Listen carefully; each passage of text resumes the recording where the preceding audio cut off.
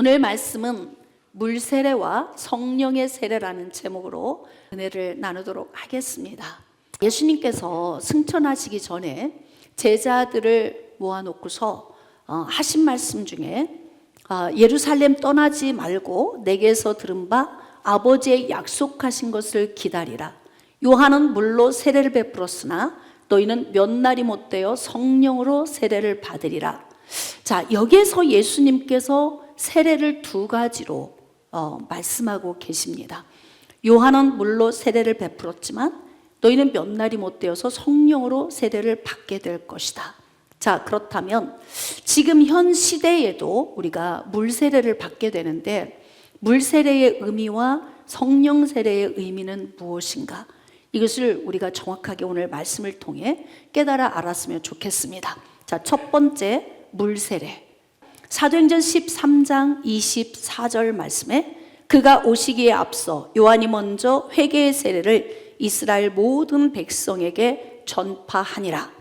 그리고 마태복음 3장 1절 이하의 말씀, 그때 세례 요한이 이르러 유대 광야에서 전파하여 말하되 회개하라 천국이 가까이 왔느니라 하였으니. 자, 이 말씀을 보면서 물 세례는 무엇을 의미하는지를 우리가 알 수 있어요.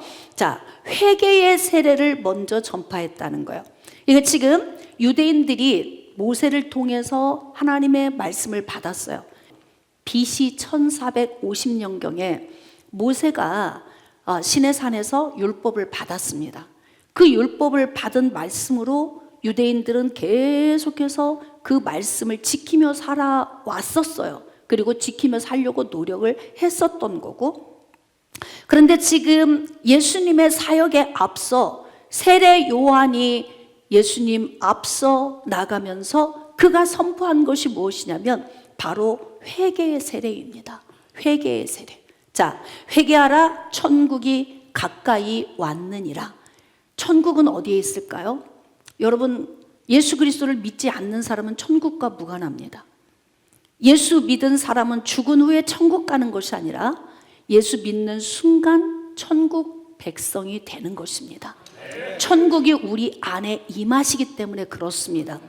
그러므로 지금 유대인들은 하나님의 말씀을 받았고 그 말씀을 지켜 행하며 살려고 몸부림치고 노력을 했지만 그들에게서 부족했던 것이 딱 한 가지입니다. 바로 무엇이냐면 회개입니다.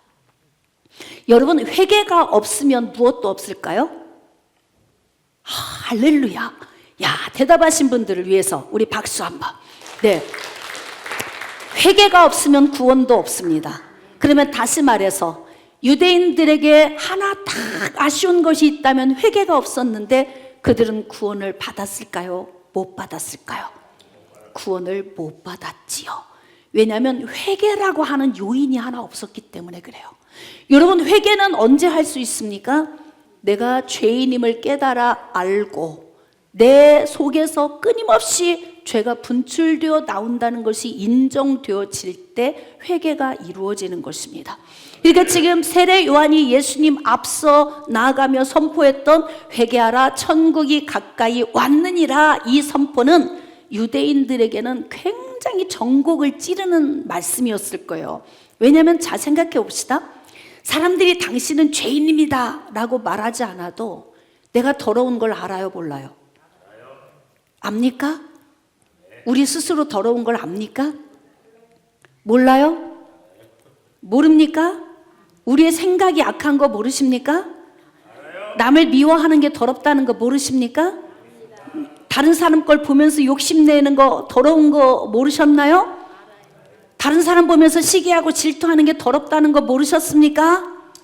우리는 애써 내 자신을 안 봤을 뿐이지 다른 사람은 다 정죄하잖아. 저 사람은 욕심이 많고 저 사람은 이래서 저 사람은, 남의 죄는 다 들추면서 내 죄만 굳이 들추지 않고 감추고 있었던 이유는 무엇일까?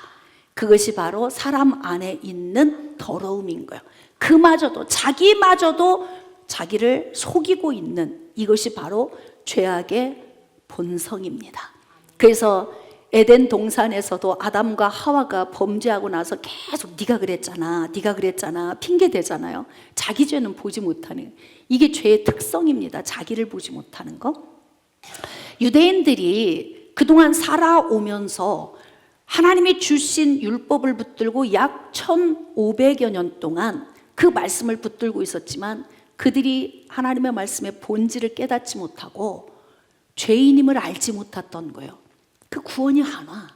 그러니까 세례 요한이 예수님 앞서 가면서 선포한 것이 무엇이냐면 회개하라, 천국이 가까이 왔느니라. 예수님이 얼마큼 가까이 온 거예요? 그들 가운데 오신 거예요. 이제 예수님이 마음으로 오시기만 하면 되는 거예요. 굉장히 가까이 오셨잖아요. 그러니까 이제는 예수님이 내 안에 영으로 오시게 될 그 날을 위해서, 그 시기를 위해서 우리는 어떻게 해야 되냐면 우리 자신이 죄인됨을 알고 회개하는 은혜의 자리로 나아가야 되는 거예요. 그러니까 그들이 회개하지 않았기 때문에 유대인에게는 구원이 없었던 거예요. 얼마나 불쌍합니까? 말씀 받았는데 그 말씀의 본질에서 나의 죄를 보지 못했어. 그러니까 죄인임을 알 수가 없으니까 깨닫지 못하고 회개하지 않으니까 영생의 자리로 나아가지 못한 거예요. 그런데 지금 회개하라고 선포합니다. 자, 그런데 여러분, 누군가가 선포할 때는요, 이 말씀을 듣고 구원받을 자가 있어서 선포하게 하시는 거예요. 오늘 세례받을 자가 있어서 세례에 관해 말씀을 전하는 거예요. 그런 것처럼 세례자 요한이 지금 회개하라고 선포하고 있다면 회개의 시기가 온 거예요. 그러니까 세례자 요한이 회개하라고 선포를 했어요. 자, 그랬더니 어떤 역사가 일어났냐면 5절입니다. 이때 예루살렘과 온 유대와 요단강 사방에서 다 그에게 나와 사람들이 막 나오는 거예요. 왜? 내가 죄인임을 생각도 해본 적이 없는데 이 말씀을 통해서 나를 보니까 내가 얼마나 더럽구나, 이게 보여진 거야. 오호라, 곤고한 자로다. 이 사망의 몸에서 누가 나를 건지랴. 이런 애통하는 마음이 이들 안에 생긴 거예요. 그러니까 이들이 세례 요한에게 세례를 받기 위해서 막 모여온 것입니다. 자, 자기들의 죄를 자복하고 요단강에서 그에게 세례를 받더니, 여러분, 물 세례를 받는 이유가 무엇이냐면 물 세례는 회개의 세례입니다. 이거 적으셔야 돼요. 기억하셔야 됩니다. 오늘 약식으로 받지만 물 세례를 받는 사람들은 오늘 꼭 기억하셔야 돼요. 물 세례가 구원을 주는 건 아니에요. 물 세례가 중생의 은혜를 주는 건 아닙니다. 그러나 이 물 세례는 예수 그리스도의 죽으심과 부활에 동참하는 의미의 세례예요. 그러므로 우리는 지금 오늘 물 세례를 통해서 회개의 자리로 나아가야 되는 거예요. 여러분, 구원은 무엇으로 받습니까? 구원은 믿음으로 받습니다. 믿음은 예수 그리스도의 죽으심과 부활을 믿어야 합니다. 그 믿음의 요인은 로마서 10장 9절로 10절에 기록되어 있는 것처럼 하나님께서 그를 죽은 자 가운데서 다시 살리신 것을 내 마음에 믿으면 구원을 받으리니. 그러니까 예수 그리스도의 죽으심과 부활을 믿는 것이 바로 구원의 자리로 나아가는 거예요. 자, 그렇다면 지금 물 세례는 상징적인 의미로 예수 그리스도의 죽으심과 부활을 상징하는 거예요. 여러분, 우리의 죄는 무엇으로 씻습니까? 죄는 물로 씻을 수 없어요. 모든 오염은 물로 씻을 수 있지만 본디 우리 본성 안에서 나오는 죄는 물로 씻을 수가 없어요. 왜일까요? 죄는 보이지 않기 때문에 그래요. 하나님께서 이 죄를 씻는 요인을 레위기서 17장 11절에 이렇게 기록하고 있어요. 육체의 생명은 피에 있습니다. 내가 이 피를 너희에게 주어 제단에 뿌려 너희의 생명을 위하여 속죄하게 하였나니 생명이 피에 있으므로 피가 죄를 속하느니라. 그러므로 지금 우리가 물속에 들어가는 것은, 이 물은 결국 무엇을 상징하냐면 우리의 죄를 씻어주시는 예수 그리스도의 피를 상징하는 거예요. 그러니까 예수 그리스도가 십자가에서 흘리신 그 피, 예수 그리스도가 죽으시면서 흘리신 그 피로 우리의 죄를 씻으시기 때문에 우리가 물속에 들어갈 때에는 피를 흘리기 위해 죽으신 예수님과 우리가 물속에서 같이 장사되는 거예요. 그래서 우리의 죄를 어떻게 예수 그리스도의 피로 말미암아 정결함을 얻는 상징적인 의미로 우리가 물속으로 들어가는 거예요. 우리는 지금 약식 세례를 하고 있지요. 직접 물속에 들어갔다 나오는 건 아니지만 내 몸의 가장 끝부분에 있는 머리에 물을 흘려내리면서 깊은 침례의 자리로 나아간 그런 상징적인 예식을 우리가 지금 거행을 하고 있습니다. 그런데 이 세례식을 통해서 물속에 들어가면서 우리는 내가 더러운 죄인임을 알고 예수님이 십자가에서 흘리신 그 피가 나를 씻어 주신다는 이 믿음이 이때 생기기 시작하는 거예요. 확고하게. 그러면서 물속에서 나올 때에는 무덤에서 사흘 만에 다시 살아나신 예수님을 묵상하는 것입니다. 그러니까 물속에 들어갔다 나오는 것이 물 세례가 나를 구원의 자리로 이끄는 것이 아니라 이 물 세례는 구원받는 믿음의 요인인 예수 그리스도의 죽으심과 부활하심의 요인을 다시 한번 묵상하게 하는 동기가 되는 거예요. 할렐루야. 그러므로 이 물 세례를 받으실 때 여러분들은 예수 그리스도를 깊이 묵상하셔야 됩니다. 예수님도 이 물 세례에 동참을 하셨다. 왜 예수님이 물 세례에 동참을 하셨을까요? 마태복음 3장 13절 이하에 보면 예수님께서 갈릴리로부터 요단강으로 오셨어요. 자, 그랬더니 세례 요한이 왜 당신이 나에게 옵니까? 내가 당신에게 세례를 받아야 맞는 것 아닙니까? 이때 예수님이 뭐라고 말씀하셨을까요? 15절입니다. 예수께서 대답하여 이르시되 이제 허락하라. 우리가 이와 같이 하여 모든 의를 이루는 것이 합당하니라. 자, 모든 의를 이루는 것이 합당하다는 이 의미 속에는 모든 의, 다시 말하면 하나님께서 죄인들을 구출하기 위해 세우신 작전, 다시 말하면 특별 계획에 속한 이 모든 하나님의 계획을 이루시기 위한 이 목적을 지금 물세례를 통하여서 함께 의를 이룬다는 거예요. 자, 이 말의 의미 속에는 예수 그리스도가 이 땅에 왜 오셨는지에 대한 목적성이 있는 거예요. 요한복음 1장 29절 말씀에 보라 세상 죄를 지고 가는 하나님의 어린 양이로다. 자, 이 말씀 속에서 여러분이 무엇을 깨닫습니까? 예수님이 이 땅에 오신 목적이 뭐예요? 세상 죄를 지고 가시기 위함이에요. 이것이 하나님의 의예요. 하나님의 계획, 하나님의 뜻, 하나님의 목적. 죄인으로 살고 있는 저와 여러분, 우리 모두의 죄를 담당하시기 위해서 예수님이 이 땅에 오셨다는 거죠. 자, 그래서 죄가 전혀 없으시고 하나님의 아들이시고 곧 하나님이신 예수님이 이 땅에 오셔서 어떤 신분으로 십자가에 달리시냐면 죄인의 신분으로 십자가에 달리신다는 거예요. 골고다 언덕에 십자가를 지고 가십니다. 그리고 골고다 언덕에서 십자가에 매달리십니다. 6시간 동안 물과 피를 다 쏟으십니다. 그 피가 누구를 씻으신 것입니까?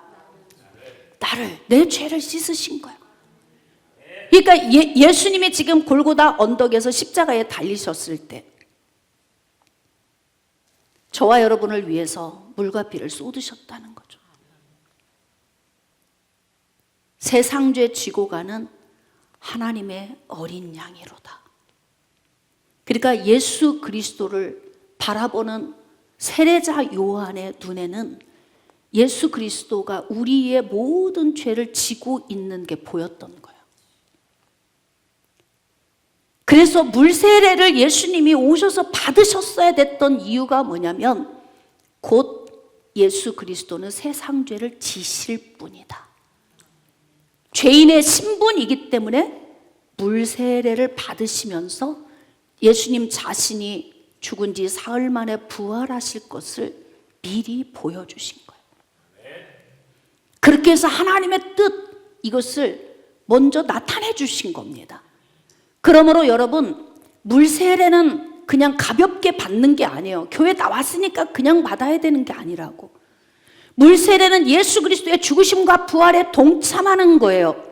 예수 그리스도의 죽으심과 부활이 믿어질 때 우리는 또 다른 성령의 세례의 자리로 나가게 되는 거예요. 물세례는 구원을 위한 것이 아니고 물세례는 회개를 촉구하는 거예요. 그래서 물세례를 통해서 내 자신을 바라보면서 더러움을 씻어야 되는 거지. 그럼 물속에 들어갔다 나오면 죄가 씻기는 겁니까? 그럼 이때 우리는 어떤 믿음을 가져야 되는 거예요? 그 물속에 들어갔다 나오면서 예수님의 피 속에 내가 들어갔다 나오는 거예요. 그 피가 나를 씻어주시는 겁니다. 그것을 바라보고 믿는 것입니다. 이것이 바로 물세례의 목적인 것입니다. 할렐루야. 그러므로 저는 여러분들이 오늘 직접 물세례에 임하시는 분이나 같이 이 자리에서 중보기도 하며 함께 이 자리에서 예배를 나누고 있는 모든 교우들이 오늘 이 물세례의 거룩한 예식에 여러분의 마음이 예수 그리스도의 죽으심과 부활에 대한 뜨거운 믿음이 불타오르시기를 주님의 이름으로 축복합니다. 이렇게 예수님께서도 이렇게 물세례를 받으셨는데 결국 물세례의 본질적 의미를 아주 잘 설명해 놓은 말씀이 있어요. 보겠습니다. 아주 중요하니까 우리 한 목소리로 전체 같이 로마서 6장 3절로 5절 말씀. 자, 우리 같이 합독하시겠습니다. 시작.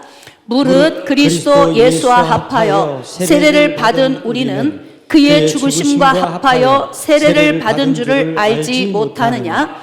그러므로 우리가 그의 죽으심과 합하여 세례를 받음으로 그와 함께 장사되었나니 이는 아버지의 영광으로 말미암아 그리스도를 죽은 자 가운데서 살리심과 같이 우리로 또한 새 생명 가운데서 행하게 하려 함이라. 만일 우리가 그의 죽으심과 같은 모양으로 연합한 자가 되었으면 또한 그의 부활과 같은 모양으로 연합한 자도 되리라. 아멘. 우리가 물세례를 받으면서 물속에 들어갔다 나오는 이 과정은 예수 그리스도의 죽음과 연합하는 자이고 또 물속에서 나올 때는 예수 그리스도의 부활과 연합한 자가 되는 거예요. 이게 그러면 물속에 들어갔다 안 나오면 이런 일이 안 이루어지느냐? 자, 그래서 이 부분은 내가 물속에 들어갔다 나오는 것으로 그렇게 이루어지는 것이 아니라 물속에 들어가는 믿음, 물속에서 다시 올라올 때의 나의 믿음의 상태, 그걸 말하는 거예요. 내 마음의 상태가 어떤 마음의 상태인가? 믿음은 들음에서 나죠. 오늘 여러분들이 물세례 가운데 임하실 때에 머리에서부터 물이 흘러내릴 때 여러분들은 예수 그리스도의 피가 내 죄를 씻어내리고 있음을 바라봐야 되는 거예요. 그리고 물 가운데서 다시 올라올 때에는 예수 그리스도가 부활의 첫 열매가 되고 나는 그 다음 열매로 영생의 자리로 나아가게 된다는 믿음을 확고하게 소유해야 된다는 것입니다. 자, 그러면 두 번째, 성령의 세례. 성령의 세례는 어떤 세례일까요? 자, 성령의 세례는 영생의 세례입니다. 물 세례를 받았는데 성령의 세례를 안 받았을 수 있어요. 자, 성령의 세례를 받았는데 아직 물 세례를 안 받았을 수도 있습니다. 중요한 세례는 무엇일까요? 물 세례입니까? 성령의 세례입니까? 성령의 세례가 중요하죠. 물 세례는 성령의 세례를 사모하게 하는 과정인 거예요. 그렇기 때문에 이 물 세례를 통해서 예수 그리스도의 죽으심과 부활을 묵상하고 생각하면 그것이 나에게 믿음이 되어서 결국 성령의 세례를 받을 수 있는 과정이 되어지는 거예요.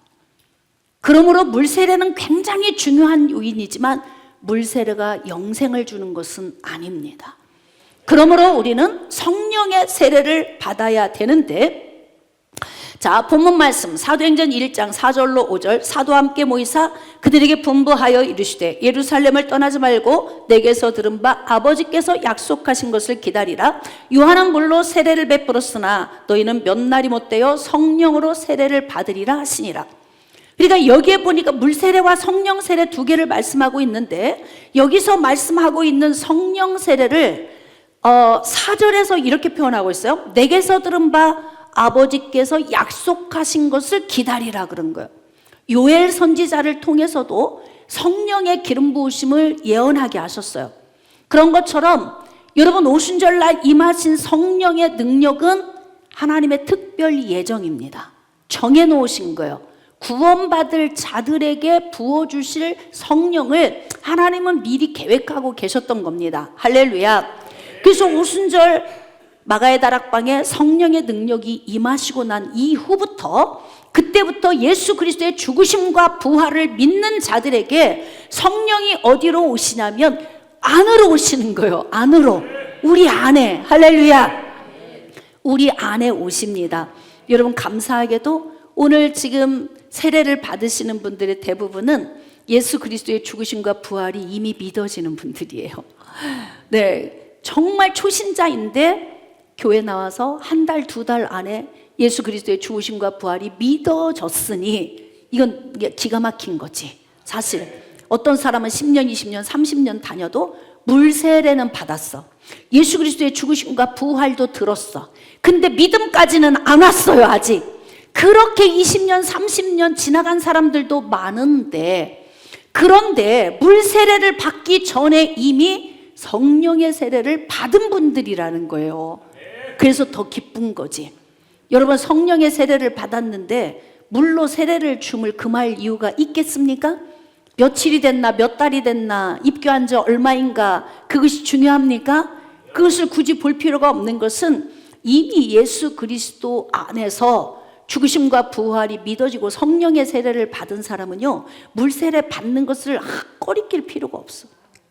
당연히 받아야 되는 거예요. 그러므로 사랑하는 여러분, 하나님께서는 하나님의 백성들에게 죄를 사해 주심과 동시에 우리 안에 영으로 오시겠다고 계획을 세우셨어요. 그리고 그 약속대로 이루고 계신 겁니다. 그래서 하나님의 성령은 예수 그리스도의 죽으심과 부활을 믿는 저와 여러분 안에 오셔서 지금 내주하고 계십니다. 주인으로 오셨습니다. 그러므로 이렇게 성령의 능력을 우리에게 부어주셔서 어떻게 하시냐면, 내가 아버지께 구하겠으니 그가 또 다른 보혜사를 너희에게 주사 영원토록 너희와 함께 있게 하리니 그는 진리의 영이라. 영원토록 함께 하신대요. 내 안에 오신 성령은 나를 떠나지 않으십니다. 단 내가 주님을 배교해서, 내가 주님께서 멀어졌다, 가까워졌다, 멀어졌다, 가까워졌다, 그런 거지. 그러니까 하나님은 나를 붙들고 계시는데 내가 자꾸 멀어졌다 가까이 왔다 하니까 누가 어지러워? 내가 어지러워. 그러니까 인생이 그렇게 헷갈린 거예요. 할 수만 있으면 주님에게 바짝 붙어 가세요. 할렐루야. 주님은 우리 안에 주인으로 오셨습니다. 근데 우리 마음이 주님에게서 자꾸 멀어졌다 가까워. 어떤 사람은 일주일 상간으로 막 기복이 있는 사람이 있어. 막 뜨겁게 예배 드릴 때 금방 막 눈물 흘리고 이랬다가 며칠 지난 후에 내가 마음이 기도하다가 불안해, 불편하고, 그래서 전화해보면 벌써 식었어. 어떻게 식어도 그렇게 빨리 식는지 이해가 안 될 정도로. 그렇게 하면 내주하시는 성령이 내 안에 계시지만 내가 행복하지 않습니다. 여러분, 사랑을 받는 것과 사랑을 주는 쪽이 있어요. 둘 다 행복한데 어느 쪽이 더 행복할까?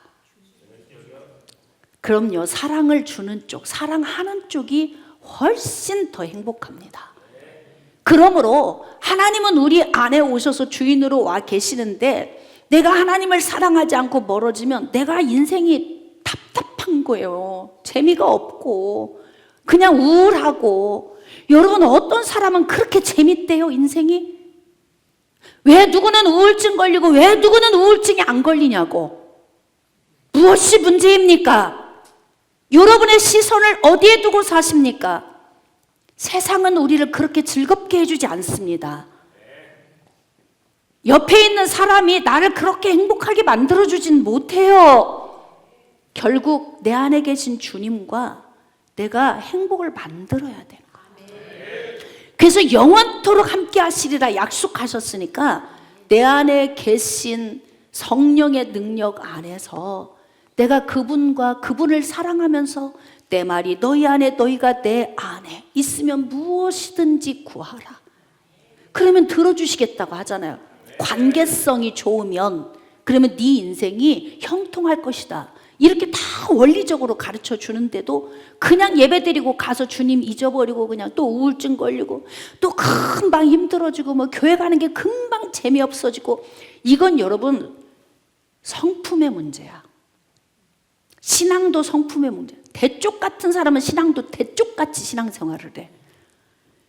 바꾸세요, 성품을. 할렐루야. 대쪽 같은 성품으로 예수님이 그 길 가겠다고 결단했잖아요. 주님이 홀로 가신 그 길 나도 따라가겠다고. 그러므로 하나님의 성령은 우리 안에 오셔서 내주하시고 그 성령은 우리와 함께 거하시고 그리고 내 안에 좌정에 계시겠다고 하나님이 약속해 주신 거예요. 이건 하실지 마실지가 아니에요. 약속. 그렇게 하고 그렇게 하시고 계시고. 믿어지십니까? 그러므로 그 성령이 우리 안에 계신 거예요. 그게 바로 성령의 세례예요. 성령의 세례는 언제 옵니까? 예수 그리스도의 죽으심과 부활이 믿어질 때.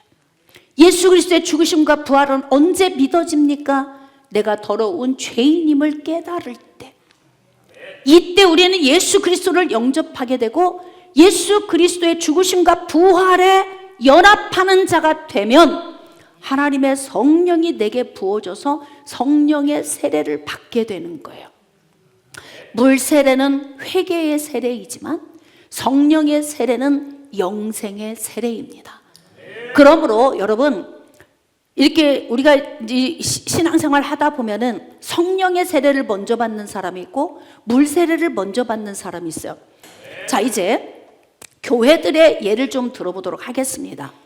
사마리아 지역에 빌립이 내려갔어요. 초대교회 시대에 박해가 심해지니까 예수님의 제자들이 다 흩어진 거야.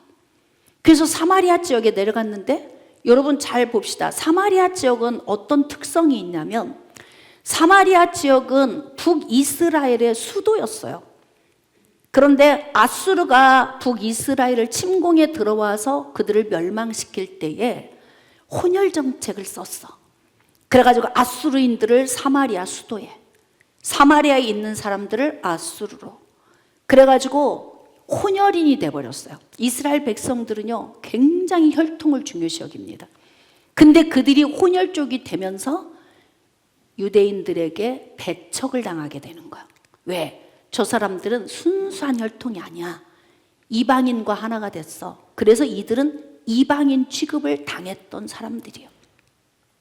그러니까 그들은 유대인으로서 말씀을 붙들고 살기는 해도 거의 혼혈적으로서 신앙이 반반 섞여 있어 버리니까 순수 혈통에서 벗어나 버린 거죠.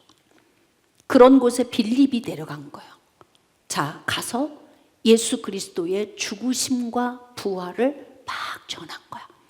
그랬더니 그들이 예수 그리스도의 죽으심과 부활을 듣고 나와, 믿음 안으로 나와. 아직은 확고하진 않아도, 아직은 좀 여려도, 신앙이 좀 연약해도 그래도 믿음 안으로 이들이 막 나오는 거야.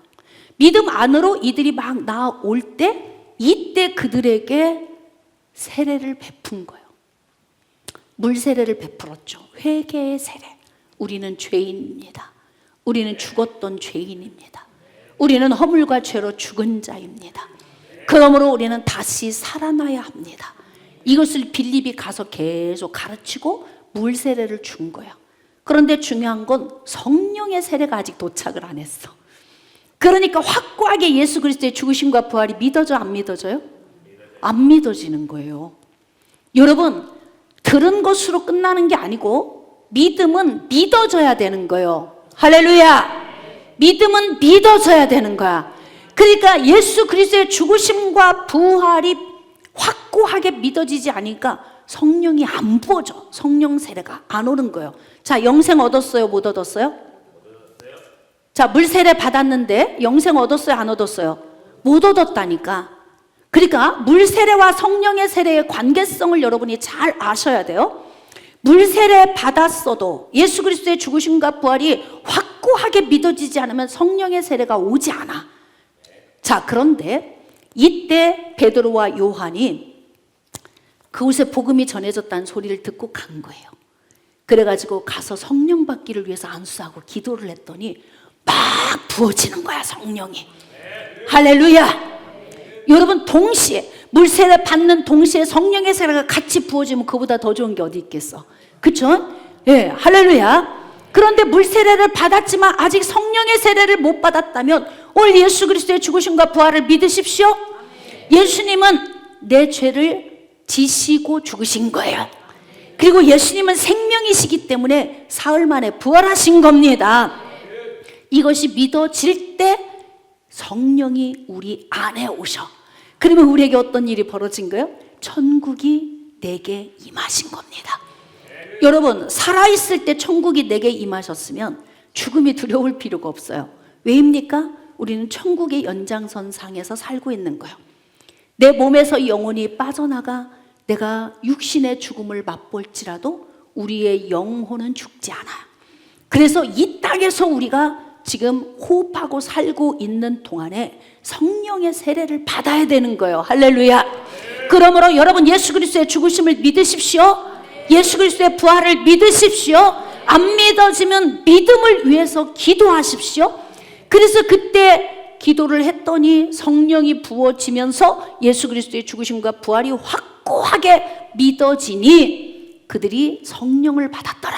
이렇게 기록이 되어져 있어요. 자, 그런데 성령이 부어졌을 때 물세례를 받지 않았는데도 성령이 부어진 곳이 있어요. 사도행전 10장에 보면 고넬료의 가정이 있습니다. 여러분, 고넬료는 이방인입니다. 이방인인데 그들은 물세례가 뭔지도 몰라. 네, 그런 상황인데요. 베드로가 그 가정에 가서 복음을 전합니다. 예수 그리스도의 죽으심과 부활에 대한 복음을 전하는데요. 갑자기 성령이 부어지기 시작하는 거야. 여러분, 말씀을 듣는 자리에 있는 것이 복입니다. 말씀을 들을 때 성령이 부어집니다. 말씀을 들을 때 우리 안에 있는 어둠이 떠나갑니다. 말씀을 들을 때 질병이 떠나갑니다. 말씀을 들을 때 하나님과 나와의 가로막혀 있던 모든 담이 뚫어집니다. 그러므로 사랑하는 여러분, 고넬료의 가정에 베드로가 설교하는데 그 설교를 듣고 있는데요, 성령이 막 부어지기 시작하는 거야. 그러니까 그들에게 어떤 은혜가 있었다는 거예요? 예수 그리스도의 죽으심과 부활이 믿어지는 은혜가 온 거예요. 여러분, 우리가 물세례를 받을 때 물속에 들어가며 예수님의 죽으심과 함께 나도 같이 장사 지낸 바 되고, 죄에 대하여 죽고 의에 대하여서 사는 자, 부활의 은혜, 이게 물세례의 은혜 아닙니까? 상징적인 의미를 주지만 결국 우리는 물세례에서 그치는 것이 아니라 성령의 세례로 나아가야 되는데, 고넬료의 가정이 막 성령이 부어진 거야. 성령의 세례가 부어지고 나니까 그곳에서 제자들이 생각할 때 그런 거지. 성령 세례 받았어? 그럼 물 세례 받는 것을 주저할 필요가 뭐가 있어? 그리고 그들에게 물 세례를 줬다는 거야. 여러분, 성령 세례가 먼저인지 물 세례가 먼저인지 이걸 고민할 필요 없어요. 우리는 성령 세례를 먼저 받던 물 세례를 먼저 받던 이 두 가지의 세례는 굉장히 중요한 세례입니다. 물 세례는 내가 죄인인 것을 보게 하는 세례예요. 얼마나 중요해요. 성령 세례는 예수 그리스도가 나를 위하여 죽으셨고 부활하신 것이 믿어지는 사건이에요. 그러므로 물 세례도 성령의 세례도 우리에게는 너무나 소중한 사건이기 때문에, 그래서 여러분, 오늘 물세례를 받으시는 분들, 앞으로 받으셔야 할 분들, 이미 물세례는 받았지만 성령 세례를 받지 못하신 분들, 다 여러 유형의 성도들이 다 앉아 있어요. 그러나 어느 것으로도 좌절하거나 절망하지 마세요. 여러분, 지금 예수 그리스도 영접하면 성령의 세례가 임하십니다. 할렐루야. 그러므로 예수 그리스도의 죽으심과 부활을 믿으십시오. 그것이 바로 구원의 요인이 됩니다. 그러면 하나님의 나라가 내 안에 임하십니다. 그러면 나는 천국 백성이 되는 것입니다. 내 죄는 사해진 것입니다. 나는 의롭다 인정을 받은 것입니다. 하나님의 백성이 된 것입니다. 그러나 물세례를 받지 않았다면 다시 한번 구원을 받았으니 물세례 받는데 꺼리낄 이유가 뭐가 있겠습니까? 그러므로 오늘 세례를 받으시는 교우 여러분, 여러분 오늘 기쁨으로 받으십시오. 여러분들이 오늘 물세례에 동참하면서 아직 성령의 세례를 받지 못했다면 사모하십시오. 하나님, 물세례와 함께 성령의 세례도 나에게 부어주세요. 이런 사모하는 마음으로 오늘 이 예식에 참여하면 여러분이 영생의 자리로 나아가는 특별한 은혜를 얻게 될 것입니다. 말씀을 좀 정리하겠습니다. 물세례와 성령 세례는 다 귀합니다. 어느 쪽에 더 힘을 실어야 되느냐? 물론 성령의 세례가 가장 중요한 부분이지만 회개의 세례가 없이 성령의 세례는 오지 않습니다. 그러므로 우리가 오늘 거행하는 이 물세례에 마음을 다하여 동참하는, 그리고 그로 인하여서 영생의 자리로 나아가는 복이 있으시기를 주님의 이름으로 축복합니다.